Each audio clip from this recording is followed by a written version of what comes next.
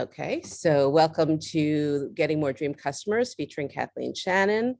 You all know what we're doing, so I can skip that. I just wanted to let you know that our upcoming speakers are March 22nd, Political Campaign Graphic Designer Tells All, featuring Crystal Reynolds. April 20th, Pia Silva, Badass Your Business. May 11th, Donald Miller's Story Brand Method in Action, featuring Mary Vosica. June 7th, Lydia Varesca-Racoma, Map Your Content Using Branding. We'd love for you to keep your videos on. If you want to raise your hand, the digital hand is on the bottom of your screen. You see reactions and it's in there. And I'm very excited to introduce our featured guest, Kathleen Shannon. I first discovered Kathleen when someone recommended the Being Boss podcast to me, and I became a fan. And then a former CR member, April Edwards, hired Braid Creative to rebrand her company. And I was introduced to her again as the co-founder, partner, and creative director of Braid. It is a branding agency for personal brands and purpose-driven organizations. I'm excited to welcome her and start this session on getting more dream customers. Please take it away, Kathleen. Hi, everyone. It's so good to be here. It's so nice to see so many friendly faces. We're going to keep this really super casual. I was just kind of thinking about, a few things, like since pandemic times, normally I might have like a presentation with slides and the whole shebang. We're just going to keep this really super casual. That way, if you have any questions as we go, just pop them in the chat or literally raise your hand or raise your digital hand, whatever it looks like for you. And we can keep this as a conversation. But what I want you to get out of this is more confidence and clarity around who it is that you want to attract as a dream client with what it is that you're doing every day as a creative. So it might be helpful, since I'm not familiar with all of you, if maybe even in the comments section, if you just want to share a little bit about what your business is, like if you're a graphic designer or creative director or photographer, what your business is and maybe how long you've been working for yourself. That might be helpful. But in the meantime, I'll go ahead and jump in on dream client. It seems like the kind of thing that should be like, well, yeah, duh, like a dream client. We all know what that is.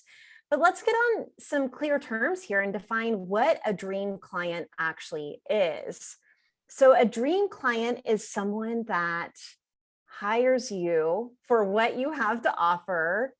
The relationship goes smoothly, the engagement goes well, and they actually need what you have to offer. They get an impact from your services. And in one way or another, they are transformed. Like something has changed. There is a before they worked with you, and there is an after they worked with you. And there is, kind of a clear line of what's changed for them since working for you. Now, that's really about them. And in a lot of, a lot of branding professionals like myself will say, you know what? Your business has nothing to do with you. It's only about the client. It's all about the client. I actually disagree. I think that we should put ourselves first. We should put our creativity first. We should put our own offerings first, so that whenever you are doing what you do best, you naturally attract good fits. Because what is it all for if we're not doing the work? I'm not saying that you have to love it every day. Like a job is still a job. I think we can all agree, but it would be nice if you felt confident. Like sometimes I think about what makes my dream engagements feel dreamy. It's feeling like I know what I'm doing. It's feeling like I'm maintaining control of the engagement and of the relationship. I'm not an order taker. I'm not just a pixel pusher. And that there's a mutual respect happening. And at the end of the day, you don't have to become best friends with your dream client, though that can sometimes happen. And we can talk about boundaries there and what that looks like. But it's really just about making sure that you're connecting what you have to offer to the person who really needs it. Okay, I'm gonna read through a couple of your comments of what you've been doing. Okay, so wow, graphic designers, brand strategist, marketer from 3 years to over 20 years. Okay, wonderful. I'm used to a lot in my work and with the Being Boss podcast, talking to people who are maybe anywhere between just quit their day job or still working a day job and have a side hustle to maybe 5 years in business. So it's cool to be speaking with so many people who have been in this for a little bit longer, for at least a few years, up to 35 years. It's amazing. I am the partner at Braid Creative and Consulting, and we just celebrated our 10 years. And it's finally at that point, I'm sure some of you can feel me here, where I finally feel like this is kind of more of a day job than like a total hustle and grind. And like my whole identity is no longer wrapped up in it. It's a weird, or maybe that's just like I'm about to turn 40. I don't know what it is, but there is something about having a little bit of experience under your belt.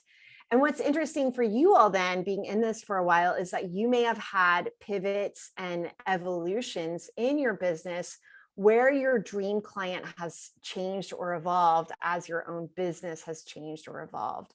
So some of you all might have unique or deeper questions about narrowing in on your dream client or expanding back out. Okay, so do you all have any questions off the bat? Otherwise, I'm just going to keep going. I guess keep going. All right, I'm going to keep going. So one thing that you want to think about whenever it comes to your dream client, and some of you do have experience, is to look at the dream client that you already know. So in your experience, I would love for you to think about 3 to 5 clients that you worked with. And it doesn't have to be like a totally smooth process from beginning to end.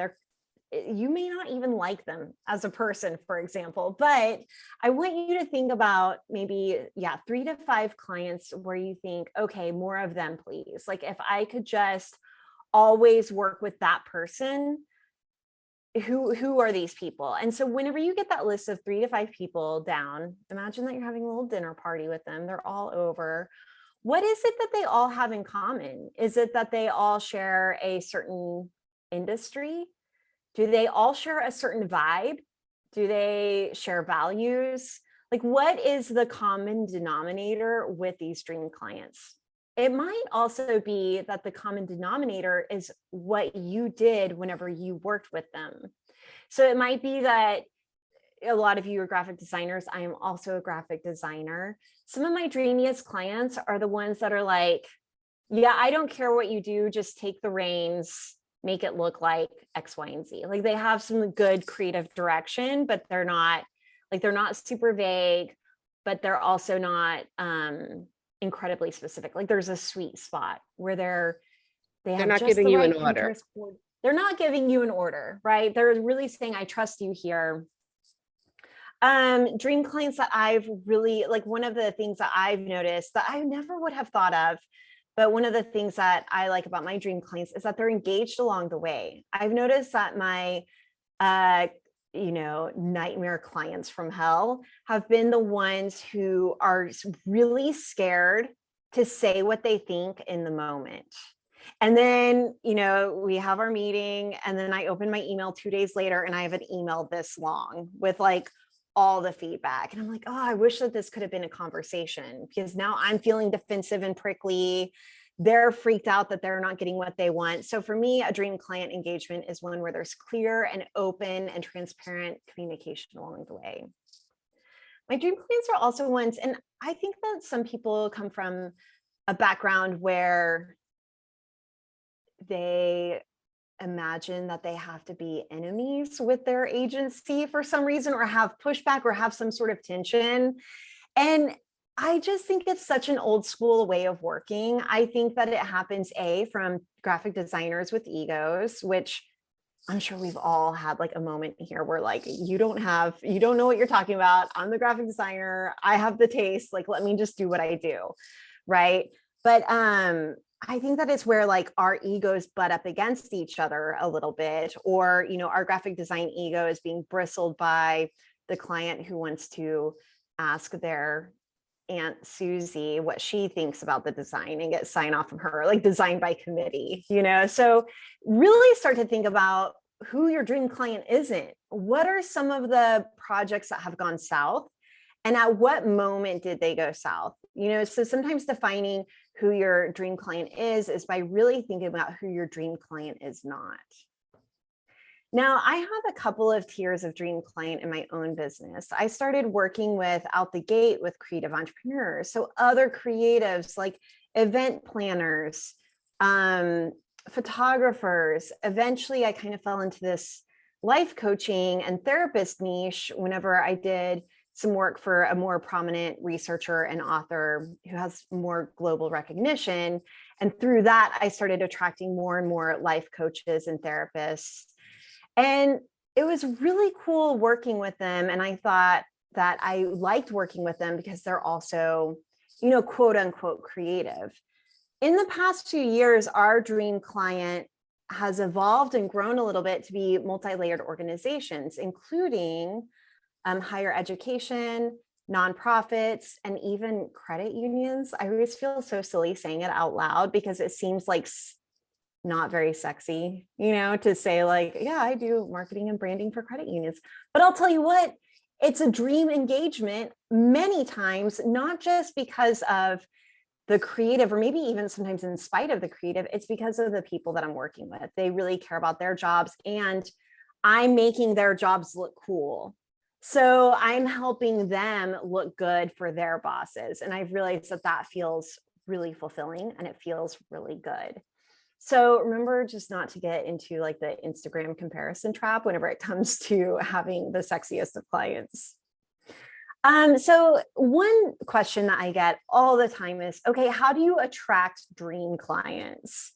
And I do this in a few different ways. I have like a magical way, and two, I have a very practical way. Do you want to hear the magical way or the practical way first? I would say magical. Everyone agree? Magic. Okay. So whenever I first started at working with my sister, we founded Braid Creative together. We were working with an executive coach as we were getting our business off the ground. And, we set up our website. We got our Instagram page going. I mean, we got everything set up and beautiful. We set up our home office with our potted plants, and it was all very cute. And we launched, I think we even sent out a physical mailer to people that we knew saying like, we have a business now. And it felt like all the confetti had settled and all I could hear were crickets chirping. Like, okay, now what? Where are the clients? Like, where do they come from? So we were talking to our executive coach, Jay Pryor, about this. And they said that we have to make space for the clients. And I said, oh yeah, I like, look around. I've got space, nothing but space for clients. And they said, no, you need to like claim space for these clients. And they knew that I had at the time this big chalkboard wall painted in my home office. And at the time it was very 2008, like blogging, outfit of the day, Flickr, uploads, right? And so I would take my outfit of the day photo against this chalkboard wall. And they said, I know you have a chalkboard wall. I want you to draw 10 blank spaces on that chalkboard wall and write a mantra above it saying like, I am attracting my dream clients. It felt so vulnerable and scary to draw those blank spaces on the chalkboard wall. But I'll tell you what, it worked because the following, like it felt like a week later, who knows, maybe 10 years ago, my memory's a little bit, faded, but it was probably at least within 2 to 4 weeks, I had filled up that chalkboard with clients. So there is something about literally making space where you can see it. Now, I do believe on a magical level, like it was kind of the universe working its magic. On a very practical level, there's nothing like seeing some blank spaces to kick your ass in gear, right? And to do a little bit of a hustle. So that meant that we were emailing people. It meant that our prices weren't as high as they are now, obviously, right out the gate. It meant that we were saying yes to clients that weren't so dreamy. I remember one of my first meetings with a potential client was a used car salesman. And do you all remember that Sopranos episode where what's her face gets caught by the FBI and she like throws up across the desk table? I felt like that was going to be me in this like used car salesman's office, not just because he was he definitely fit that stereotype, But it wasn't even that. It was more that he just hijacked our time and we were there for 3 hours and I did not know how to leave. And that was the epitome of the worst kind of, like, I felt like I was being kidnapped. It was the worst kind of engagement possible. And it taught me so much about who I want to work with and who I don't want to work with, and how I need to maintain control of the engagement and what I do. And even these kickoff calls. So I know that a lot of people will also get caught in cycles where they're talking to someone 2, 3, 4 times before ever even closing a deal. And these are like, they're kind of like potential client vampires. Like, that's a huge red flag. So that's another thing that you might start to do, is write down, what are my red flags whenever it comes to dream customers. It doesn't mean that it's always going to be this way. Like, I remember an early red flag, one of my first, sorry, and now I'm just talking about all my awful clients I've ever had, but one of my first clients was a lawyer, and he tore apart my contract, which is like a total DIY contract, basically just saying, like, here's what we're doing, here's how much it costs. And he made me feel so bad about myself. And after that, I said, I will never work with a lawyer ever again. Now I've probably worked with half a dozen lawyers, like lawyers turned blank, like lawyers turned creative, and they're lovely and wonderful and so sweet about my contracts, and it's no big deal. So it can always evolve and change, but I would also think about, like, what are your red flags with your dream clients? So anyway, the chalkboard, let's come back to the chalkboard in those 10 blank spaces. We are still using that method to this day of really drawing these blank spaces to attract the clients that we want. And I almost think of it as a project management tool and a goal setting tool made big and visual. And if you want to hear more about that, I did a whole podcast episode on the Being Boss podcast about the chalkboard method. So if you just Google chalkboard method, Being Boss, you'll be able to find it pretty easily. It's magical. It's also very practical. On another practical level for attracting dream clients is to get very specific about your niche. So do you all have a niche whenever it comes to the clients that you serve, would you say? Give me a thumbs up if you feel like you have a niche, a thumbs down if you don't. Thumbs up. Okay, cool. Perfect. I would love to hear some of, like, what your niches are, if you don't mind putting it in the comments, like, who do you best work with? Who do you serve? But I think that this is a really fantastic way. So Shay says, a brand strategist and designer for fashion, lifestyle, and luxury companies. That's fantastic. I remember I once worked for a woman who was like, my dream client are people who race yachts. And I was like, well, wow, that's not my world. And that is very specific. And I loved, like, how specific she got. So Libby says education-based nonprofits. Marcy says nonprofits. Amy, I feel like I recognize you. Have you been on a Being Boss vacation before? Do I know you? Anyway. No, but I listened to your podcast like forever, and I feel like you've been on my radar forever. So I'm okay. So branding and packaging for specialty food and gifts, conference and event branding for association.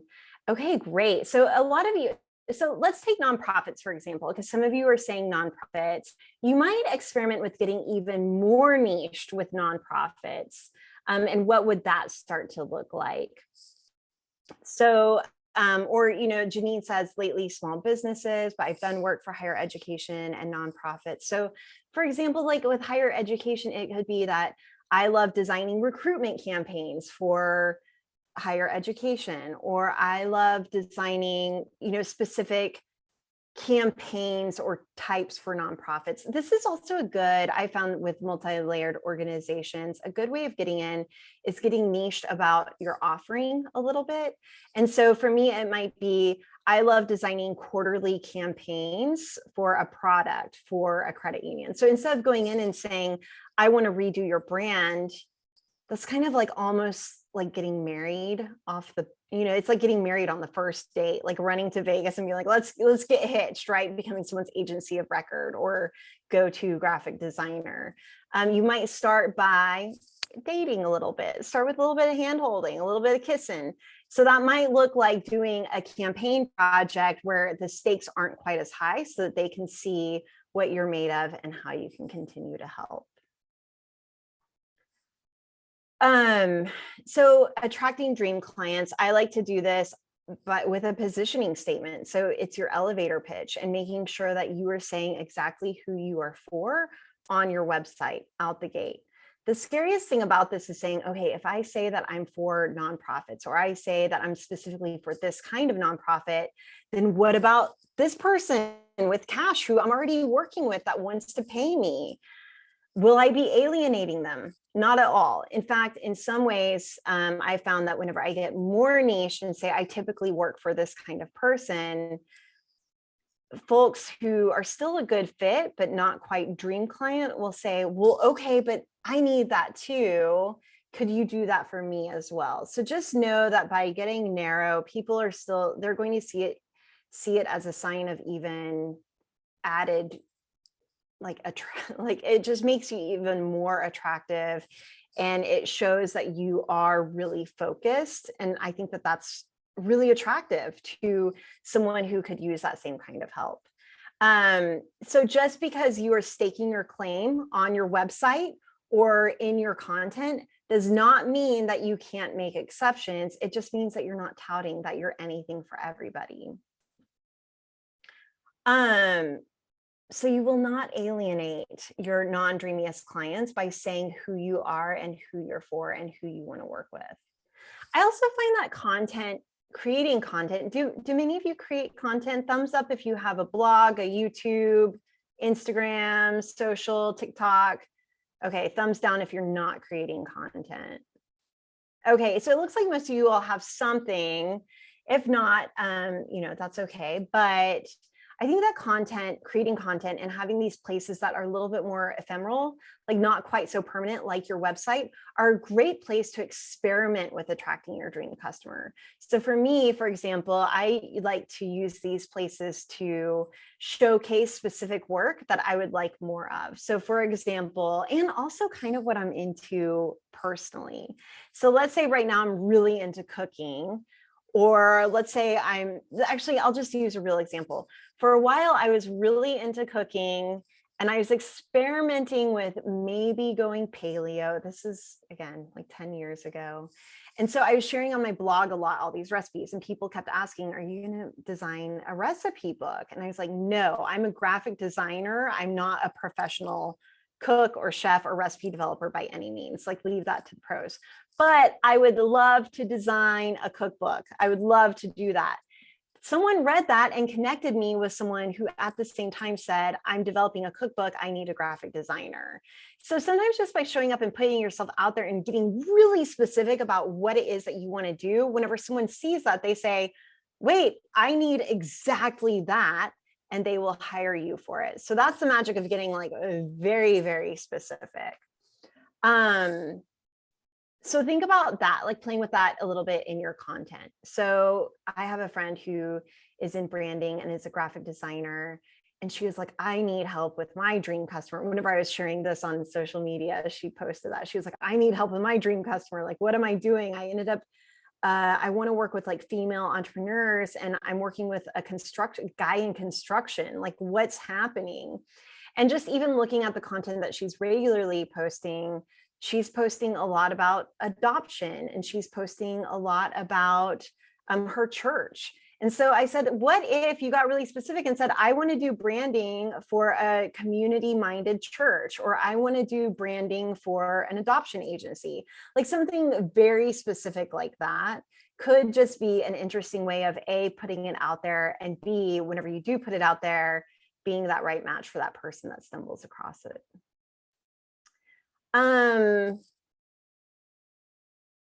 I want to talk a little bit about the dream engagement as well. I think that a lot of attracting a dream customer is really knowing exactly what you offer.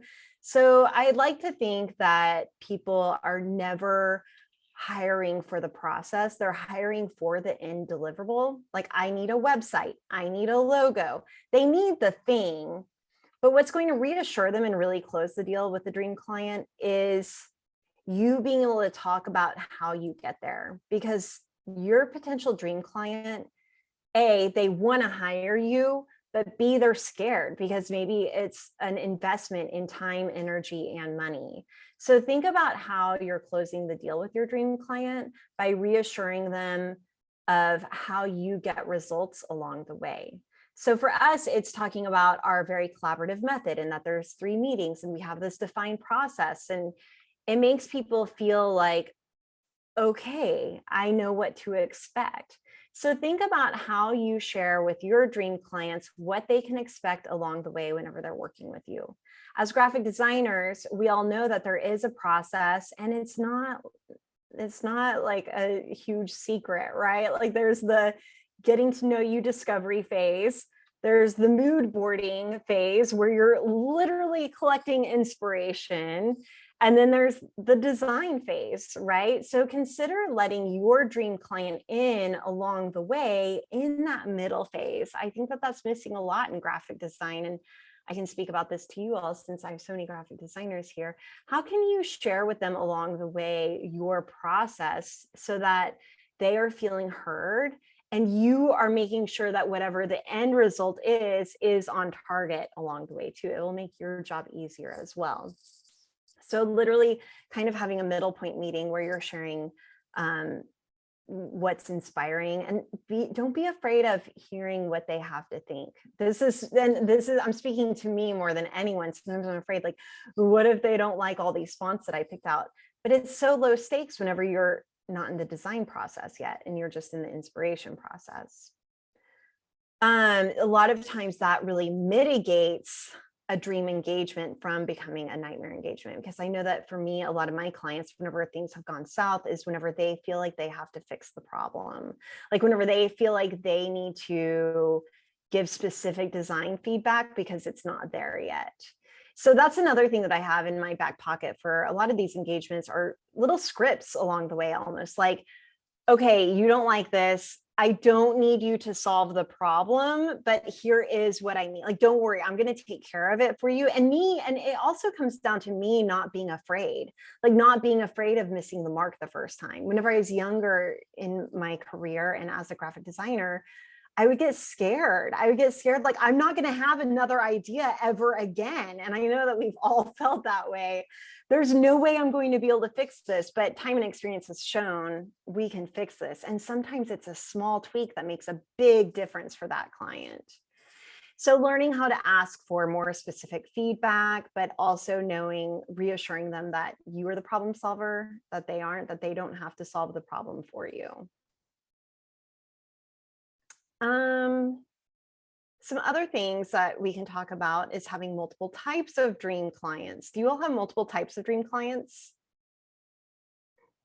Definitely. Maybe. So I found that with a lot of the people that I'm working with, they do have tiers of dream clients. Like some of them their dream client can range from the end consumer, the person consuming the product that they're designing for or writing for, but then also some business to business stuff. So a lot of people I'm working with are venturing into becoming authors or content creators of sorts, and they want to get sponsors and they want to get deals. So holding that in mind, a tier of dream clients can be really beneficial. It can also be a little bit tricky. How are you sharing and niching in, narrowing in while broadening back out as well? So part of this is you're going to feel like you need to prove it to yourself more than you have to prove it to anyone else. So there are a couple of different ways of doing this. One might be, saying something like, hi, I am, Vanessa, and I work with nonprofits. I also love working with small businesses that are X, Y, and Z, or I also have an ongoing newsletter series. So think about what your alsos and others are. And this is a way that you can start to tiptoe into other project work or broadening out your dream customer experience and engagement. What do you feel about when you have these dream clients and you attract them and then they say, well, no, I only want to pay $500 for what you're offering, or and your price might be 3,000 or 7,000 or whatever it is. How do you deal with that? Yeah, I say, yeah, it sounds like I'm out of your budget.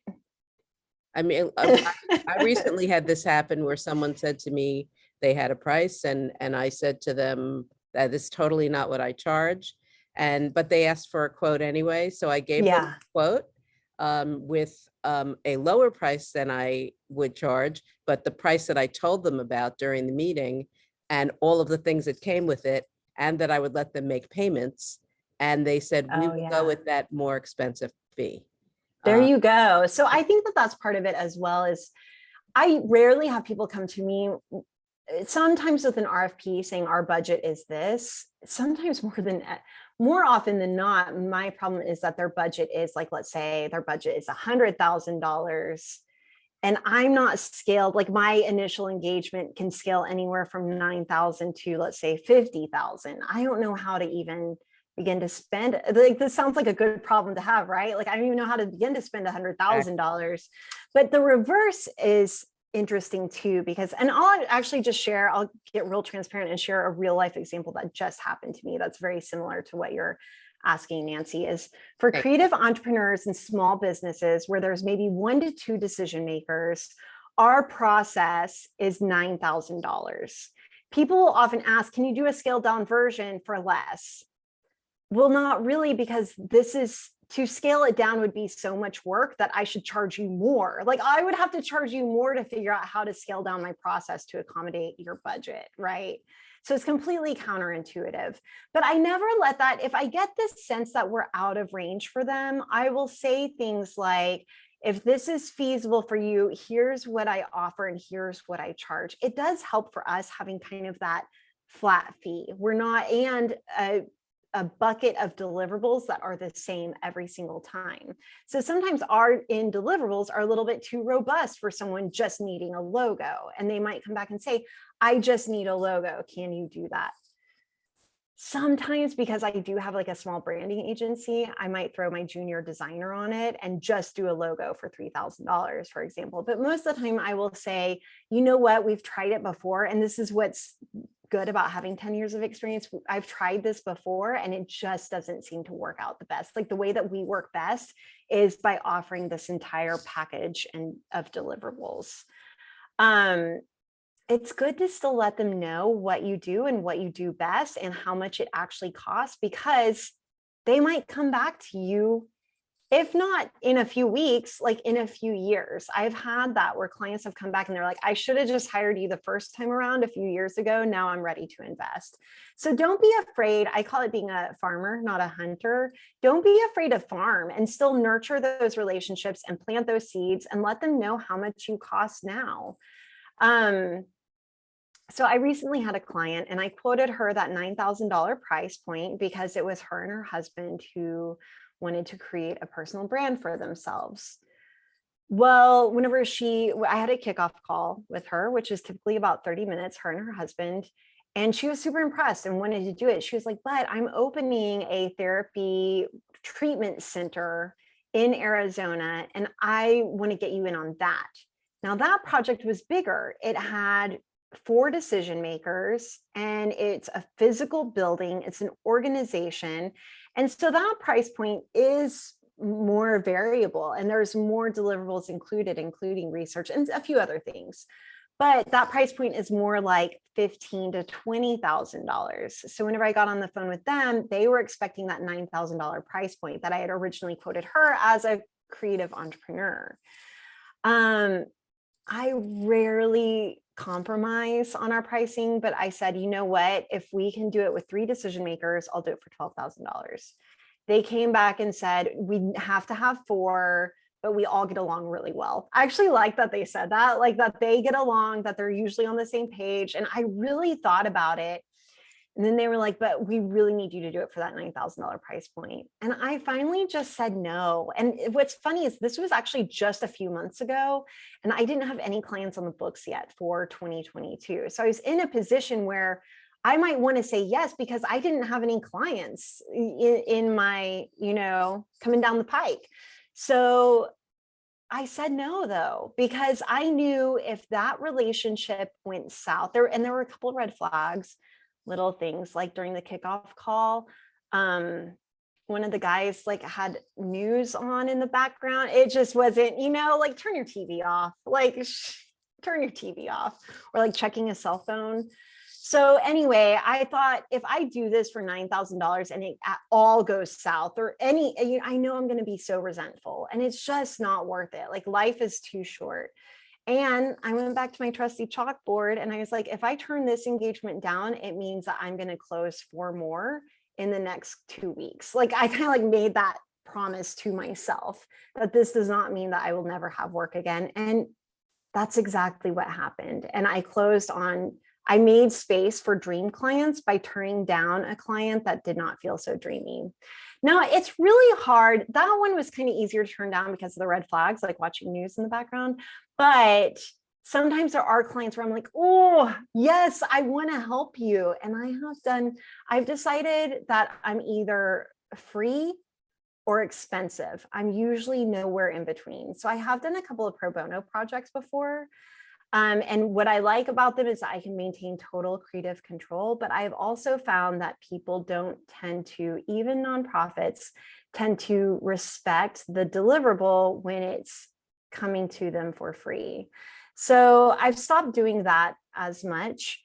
But what I have done is I've created a lot of content, a lot of free resources that can help someone whether or not they work with me. So I always like to point someone in the direction of like a branding checklist that I have that they can download, or a free ebook that they can download, or a specific podcast episode. And that's another way of nurturing that relationship so that whenever they are ready, again, being a farmer, not a hunter, whenever they are ready and they know how much it costs and they have the budget for it, they can then hire me. It's a little bit tricky. I mean, I've been thinking, this is like a tangent. I've been thinking a lot about like capitalism and privilege and what people are born with and what they have access to. And so I don't have the answers to this, but I am open to some sort of sliding scale situation where someone can pay something that still feels like an investment for them, even if it's not my total fee, but it still gives them some skin in the game where they're respecting the process and respecting the deliverables and respecting my work. And there is like that exchange. I feel like there has to be an exchange, and usually that exchange is money for services. But just acknowledging that there are some people that deserve the work that I do, but we're just not in the right circumstances to be able to afford it like some of my other clients. So I'm just throwing that out there as like an acknowledgement, and that it is something that maybe as business owners, we should all be thinking about, like, how do we start to, just address issues of equity and privilege in our own businesses and in our own lives. So just throwing that out there as well. I've tried, I don't know about anyone else, but I've tried with a couple of nonprofits where I've said, this is my fee. You pay the fee, and every time and my goal is to donate the fee back to you. But if these things happen, this part doesn't get donated. Like if you make 5 rounds of changes versus 3 rounds of changes, or if you come back to me and you don't like XYZ, then you actually pay for those things. And I found that when people have the ability to get the money donated to them, they really think twice before they come back and try to make all those nitpicky changes. Yeah, that's cool. That's a cool idea. One of the questions that we got was about nurturing your dream clients so that you can get other dream clients. So I'm a big fan of this. I think that word of mouth marketing is the #1 way that you can continue to get work that you love. However, referrals can be a double-edged sword. So I don't know how many of you all have experienced this, where you've had a client that's had a wonderful experience with you, and then they go and tell their best friend, like, I don't know what you're doing. I don't know what you have to offer, but you need to go hire Braid Creative to do your branding. And then they hire you without even knowing who you are. And they're maybe even more disappointed. They're like, wait, what? Why did my friend send me to you? Right. So again, that's like this, making sure that what you have to offer is connecting with what they need. Like, how is it going to change them? So one of my favorite extras, I have a couple of practical, well, let me start with the practical things. After every client engagement, quarterly, we send out thank you gifts. And I just have it set up with a friend of mine who has a company with candles and crystals, and she packages something up specific for us. Like, I've sent her some of our materials, like Braid branded stickers and note cards. And so I just send her every quarter a list of names and addresses, and then she sends out the gifts. A really cool thing about that is that it reminds someone, even a few months after, I like doing it a few months after we work together, because it reminds them like, oh yeah, I loved working with them. And they might reach back out because they have another branding need, so sometimes it just reminds them that you're there. Same thing with, holiday cards or birthdays, that sort of thing, if you're into it. I didn't do thank you gifts for a long time because it was just a ton of work. And I'm like, I already gave you, like, you already got the best of me. Like, you don't need anything else. Like, I gave you what I have, the best that I have to offer. But I don't agree with that now. I think it's a great little sentiment to remind them that you're there. I've also found that a lot of our dream clients will almost do like an unboxing of our thank you gifts on Instagram, and they're tagging us. And then that's putting our name out there a little bit more. Another thing that you can do with dream clients, especially if you're designing and publishing websites, is putting in your contract that you want your name on the website. Like, this website was designed by blank. That is one of the number one ways I've gotten the dreamiest of clients. I've also, another thing that I've systemized and automated is getting testimonial requests. I could do better with this, like getting it then into my portfolio on my website. I'm just acknowledging, but making sure that part of my process, like if you task out your work in Asana or Trello or something like that, making sure that requesting a testimonial is a part of your process, and then using that testimonial on Instagram or in your portfolio. Here's a trick that I've started doing because I'm so bad about updating my portfolio on my website. I'm not a website designer or developer, so I have to ask my developer to do it every time. If I could do it myself, I could just do it. But I've started putting some of my testimonials from my clients along with a carousel of their work on my Instagram. And then whenever I'm kicking off with someone and saying, like, if you want to see more of my work, I've hashtagged it all Braid Creative Portfolio. So I can just use my Instagram as like a quick and dirty portfolio piece before I can update my website. So I'm just throwing that out there. I was like, that was a Band-Aid I used for myself. So you all might be able to use that as well. And it also keeps Instagram content fresh. I'm just throwing this out here as well. Like, if you don't have a huge Instagram following or a huge following in your content places, I really am about using Instagram. And even I created a small, super niched branding podcast for credit union marketers through Braid Creative.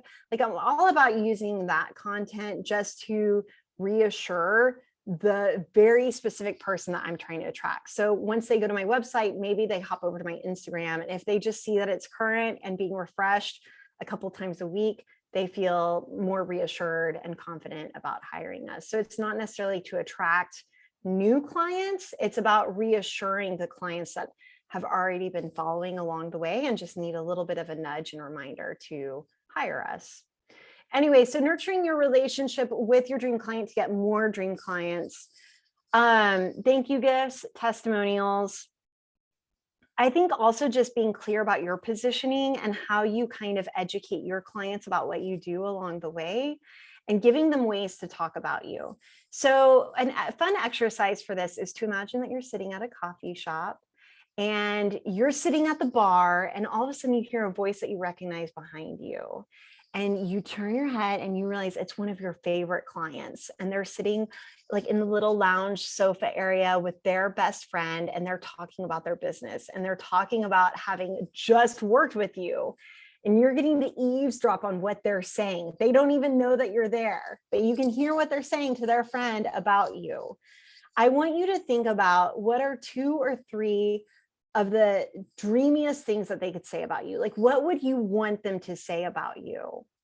And I also want you to think about how would they say it in their words. So for the longest time, I did not want to be called a graphic designer. I was like, I feel like I'm just so much more. I feel like graphic designer is this connotation that like I'm just a pixel pusher or that I'm an order taker. And I feel just so much more strategic, and I feel like I'm thinking about campaigns as a whole versus just an individual piece that I'm designing. I got over it real fast whenever I did this exercise. I realized, actually, I am a really good graphic designer and I love getting those pixels in the exact place that they need to be. I love it. And so I want my clients to be able to say that about me. And so whenever I did the overheard exercise, it was about someone saying like, oh, she's a great graphic designer. And it helped me to really own that title and not to have to feel like I need to be more bombastic about it or more impressive somehow. Like I don't need to be called the CEO. I'm not a CEO, but like I don't need to be called that, right? So think about how your clients are actually talking about you and how you can start to use that language to make people who don't know the jargon feel more comfortable with you and what you do and how you offer it. You might also think about how the things that you'd hate to hear your dream client say, you know? And so for me, like one of my big triggers might be that they say like, that their friend is like, oh, can they design my website? And then saying, no, they don't design websites. Cause I'm like, maybe I should design websites. It only bothers me because I feel like I should and I don't, but I also don't want to. I've tried anyway. That's a whole other story why I don't design websites. I don't design websites because that's where the rubber meets the road. Like if their business is not on point, it all comes out in the website. Like I like to be the honeymoon phase of like the beautiful branding and then go to your website developer, work their process to make sure that you get it all to the web in a clear way. Anyway, just throwing that out there. So think about what they would say that would trigger you a little bit and how you either just need to own it. Like you just need to own it. Like, yeah, I don't do websites and that's okay. Or if it's something in your process or company that you need to address, like a communication style or shifting your deliverables a little bit or not offering something. I think that a lot of times though, whenever it comes to nurturing existing relationships so that you get more relationships, sometimes it can also be just asking for it. So there have been times where I've reached out to my dreamiest of clients where I've said, hey, I loved working with you. It's the kind of person that I feel like I could go grab a coffee with or a beer with. And just saying, hey, I loved working with you. If you have any friends who are X, Y, and Z and getting real specific that you would like to, that you think might need my services, I would love an email introduction. You know, just as simple as that. It's just simply asking. Nancy just asked, many creatives want to know how many portfolio samples should be on their websites. That's a good question. I just redid my portfolio, and after 10 years, I have a lot of work that I love and a lot of work that could be that I don't love anymore. So one is just making sure that everything on your portfolio you love and that you're proud of. So I think about this a lot too. Some of you all aren't going to have this issue, but like whenever I'm reviewing a student portfolio, I always want to tell them I would rather see one thing and that one thing be really good than to see 10 things because you feel like you need to pad out your portfolio. And I would say the same is true for us. So share the things that you want to be known for and the things that you want more of, whether that's a specific client type or a design style that you love designing in and you want to do more of. I have a lot of stuff in my portfolio and it just keeps growing. After 10 years of work, you all know. And so one thing that I've started experimenting with is bucketing out my client types and really using organization to narrow in my portfolio for someone who just wants to see the work that I've done for therapists and life coaches, or people who just want to see the work that I've done for credit unions, and making sure that they can easily navigate it so that that work is coming to the forefront. I also like doing it by type as well, which is another level of organization, like video work, like video production stuff that I've done, or you know, if it were just logos, like if you're offering if you're offering different projects a la carte that are very specific, you could also organize your portfolio by media type. One thing I want to talk about is keeping retainer clients dreamy. So because some of you all have a lot of experience, I'm curious, do many of you have retainer clients, like clients that you have that you do ongoing work for? Yeah, okay. I feel like sometimes those are the hardest to keep dreamy because it's like you've gone from honeymoon phase of like the initial stuff that's amazing to like, okay, now we're partners in this boring marriage. We might have a few kids and we're just trying to like pay the bills and survive a pandemic, you know, like whatever it might look like for you, but it can easily get stale, right? And so one way to keep an ongoing retainer engagement dreamy is to maintain your expertise. And so one way that I do this is by making sure that I'm having monthly, okay, so what I like to do with my clients is do a yearly annual planning meeting where I am helping to facilitate an annual meeting to help set the tone for the next year for them. And so setting the tone being, this was even especially after, or not after pandemic, I feel like we're still in it, but like, for example, the tone for 2020 for a lot of my clients ended up being, how are we addressing this right now? And then in 2021, a lot of my clients were like, okay, we want the tone to be more positive this year. Like a lot of stuff happened in 2020. We want our tone to be light, bright, and airy, but also still respectful, right? So, and here are the different campaigns or products that we really want to promote. So looking at their goals for the year, looking at what worked in the previous year and what didn't work, just being a person that can help facilitate that kind of planning can be great. If that's not in your bag, that's okay too. I still think that an annual planning and just getting on the same page, like even a retrospective and printing out maybe everything that you've done for them and hanging it on the wall and just saying, you know, here are some projects that I really liked working on. I would love to do more of this. It can be helpful. I like having quarterly planning meetings with my retainer clients where I say like, okay, quarterly, our big goal, our big project for this quarter is blank. And then monthly sessions that are more like brainstorming and implementation, where we're talking about literally what are the tactics that we need to do? Do we have any ideas? Let's collaborate and get on the same page. So again, just having checkpoints and meetings and getting them on the calendar so that they don't fall through the cracks can be huge. I also think that don't take for granted your, you know, kind of like peripheral. I have the hardest time saying this, peripheral. Oh my gosh, do you know I was trying to say periphery? Peripheral. I had the hardest time. Peripheral expertise. So I don't think of myself as a social media expert, but I stay on top of trends, right? And so I'm able to tell my clients, hey, I've noticed that videos are doing so much better on Instagram for people than posts, or that hopping on and doing reels is better than just doing stories and making sure that you're putting them in your feed. So telling them things like that and then adjusting some of my designs accordingly so that instead of just giving my client a social media post, I'm also sizing things for stories and reels, or I'm coming to them with just even the littlest idea that they can implement and try something new. I think is another really great way to maintain authority and keep ideas fresh for your client. Even if they don't end up using them, I think it's always helpful to keep coming to your retainer clients with new ideas. Also, just reminding them and yourself that you are on the same team. So just like in a partnership, you know, where you can start to like go at each other or think that they're, you know, it just happens.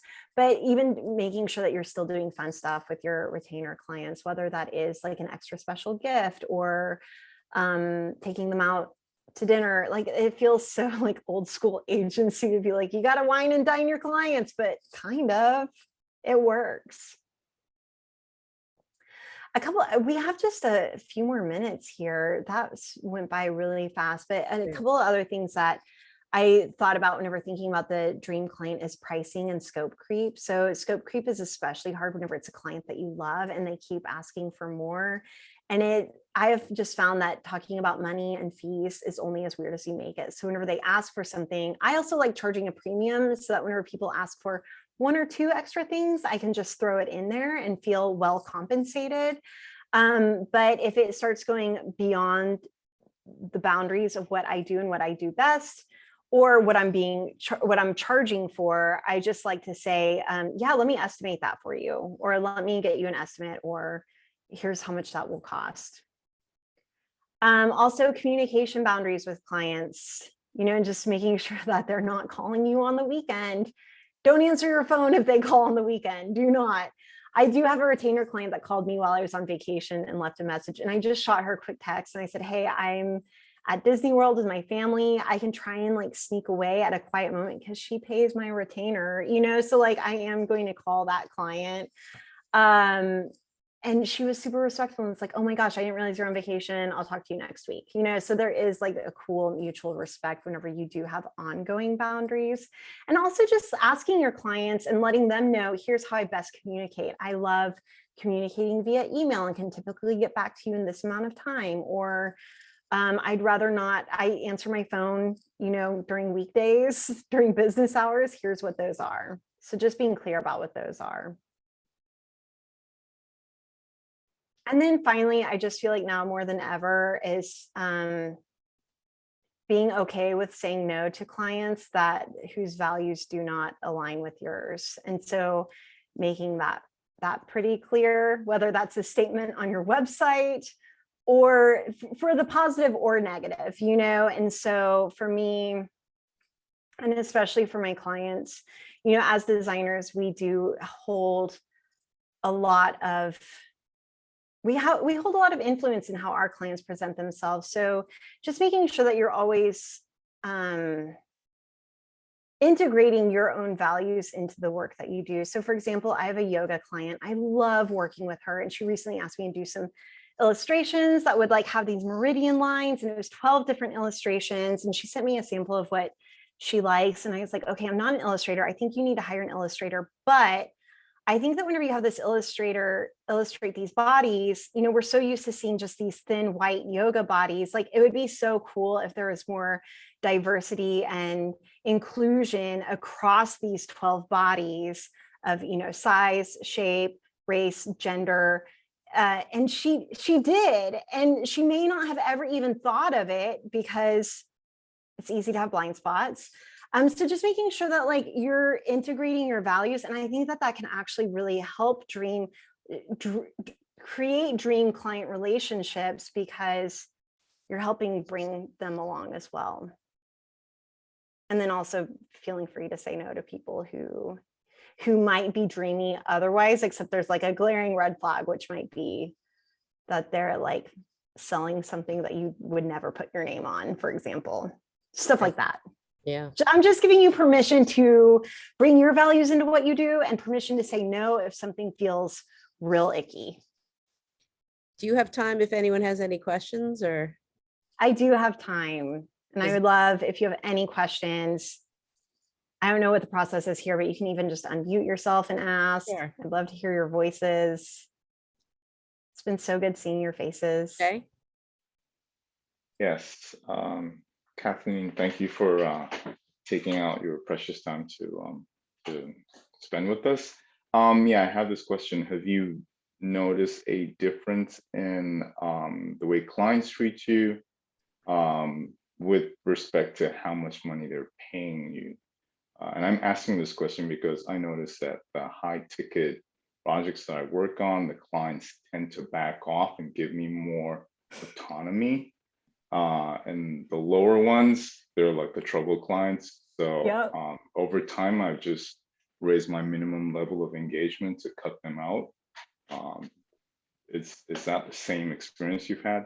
Yes, that is the same experience that I have had. I even saw a meme on it on a graphic designer Instagram page the other day that was like, client pays $500, has 20 revisions, client pays $50,000, and they're like approved, so I have found that is the case. And the question is then, how do I attract more of these big ticket clients, and so for me, part of it was thinking, Okay, it's an organization that has the money to have a marketing director, like a go-between person that is an expert, and it's not the owner of the company that's necessarily making the decisions. So yeah, I've absolutely found that to be the case and to be true. It's just, again, tricky as you start to raise your prices, not wanting to alienate people, and then being scared, like, what if I can't close the deal? I found that the lead time for closing those deals takes a little bit longer. And so there is still those smaller ticket like prices that help pay the bills as I'm increasing my prices. I found the opposite to be true though for wedding invitations. Whenever I first started my work, I was designing wedding invitations and they were like $500 to begin with. And then as the price got up to like, let's say $3,000 for a wedding invitation, those got real tricky. Like the clients have never done this before and they have a lot of money in it. And so they're very specific. And I think that the same is true for a lot of creative entrepreneurs where $1,000 is a ton of money for them, where for an agent or for like an organization, it's not. And so just remembering that when they have a ton of revisions, they're afraid, and getting under what is it that they're afraid of and reassuring that it can still make those smaller ticket engagements still pretty dreamy. Very true. Got it. Thank you. Yeah. I have a question with regards to, you said that you also do engagements that would involve like research and that those engagements end up being bigger. And my question is, I'm a brand strategist and part of it becomes research.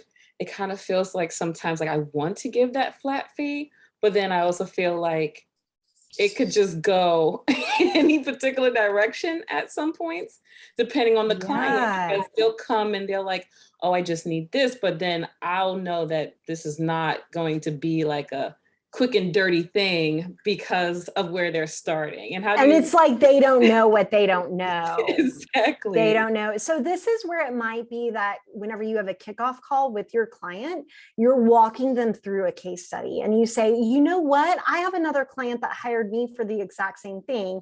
Let me show you what the process looked like whenever I was working with them. Okay. And then you can start to say, first we had a discovery call and this is what that like, or like a planning session.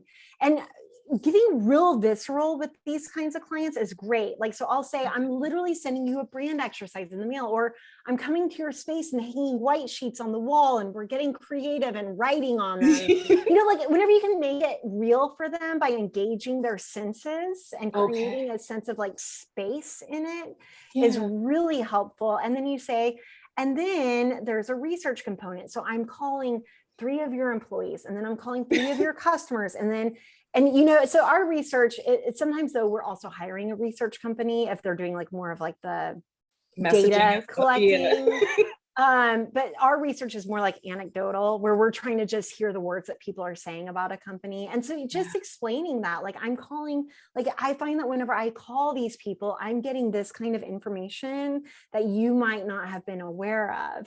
And then we're using that to craft the message and the experience. And so you just start to, here's the thing. I never want to convince anyone to hire me. I just want to simply explain what it is that I do. Yeah. And so think about it. That's what I would do, Vanessa, is just approach it where you're just simply explaining what you went through with another client and how you got there. And if it's for them, great. And if not, I would also say for you, it might just be a logistical thing of structuring your deliverables so that they come in chunks. And you're like, okay. It's hard though, if the deliverable that they're hiring you for would come with like 3 different chunks of process before you even get there. Yes. And so that's what you say is like, okay, I want to get you to the website, but here's what I need to know in order to get the best website we can get you. Yeah. Thank you. That's really helpful because I've never taken them through a case study of it. And that would help with like really highlighting like the direction that it goes in, because sometimes they're just like, well, I need content. Yeah. Let me show you how that works. So Vanessa, I would even use, like, if you are a graphic designer or have someone on your team that's a designer, even use your skills to reverse engineer, to like kind of, it's like reverse engineering your process if it wasn't clearly defined before, to like set up a photo shoot with white sheets, to set up, like use your skills as a communicator and a marketer and a message to think about marketing and messaging your process so that you can create a visual case study for them. That's not just the end deliverable, because that's what everyone always only sees. They only see the end deliverable. So how do you, and you're still selling them the end deliverable, but how do you make the process visual and tell a story for them that they can follow along with? Okay, I like that. Thank you. Yeah, you're I love welcome. that idea. So let's do, if there's one more question, and then we'll call it a day. Anyone? Everybody's all set? Well, it was just so nice to see your faces. Feel free to email me. It's Kathleen@braidcreative.com if you have any questions that go beyond this, that you just need a quick reply on. I would be I will generously tell you everything I know. So feel free to reach out. Look at Kathleen's website. It's fabulous. And if you haven't listened to Being Boss, it's just a great resource. So thank you so much, Kathleen. This was really fabulous. Thanks for having me, Nancy. Thanks for having me, everyone. It was so good to meet all of you and see all of you. Take care, everyone. Bye. Bye.